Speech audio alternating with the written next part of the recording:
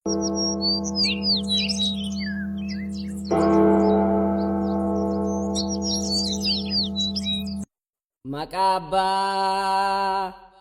kan ilma kan afura qulqulluu waaqee tokko ameen.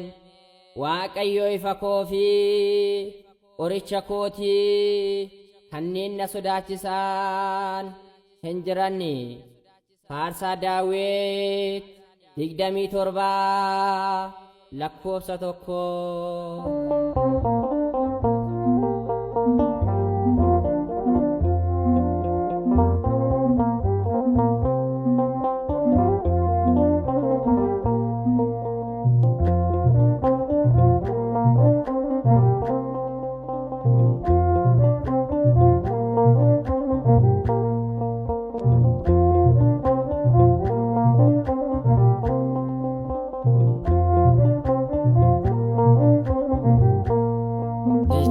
Mila ko bibsada jeche ke dande ko fefada galma kanga o koftatu nafana galma kanga o papa ko nafana jeche ke mila ko bibsada jeche ke dande ko fefada galma kanga o koftatu nafana galma kanga o papa ko nafana.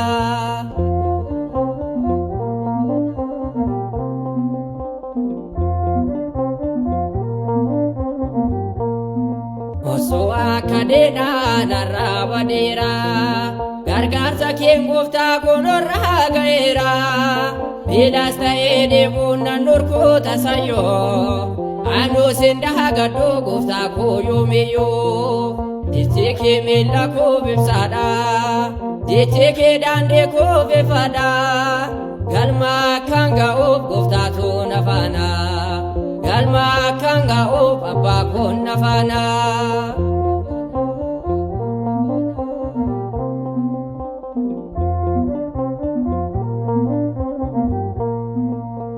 Nati marse ke yona kubese arka ke tu gufta kabe olla kase jalala kote hebne ke lulae arara ke tene kuno harangae dite ke mela ko bifsada dite ke dande ko befada galma kanga o gufta to nafana galma kanga o papa ko nafana.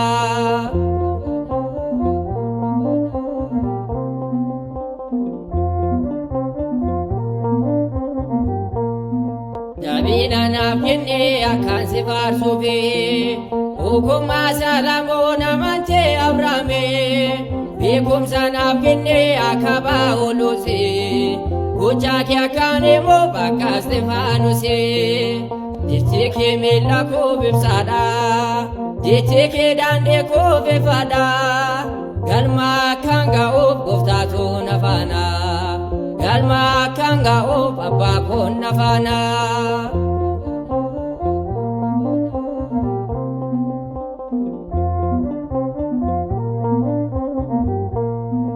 Kalbi jijjiirranna kabe duruusi yaabina amante malo kagurgisi guftaana dhoowwatiin jabina amante akkan fudhadhu fi gonfoo ulfinaati.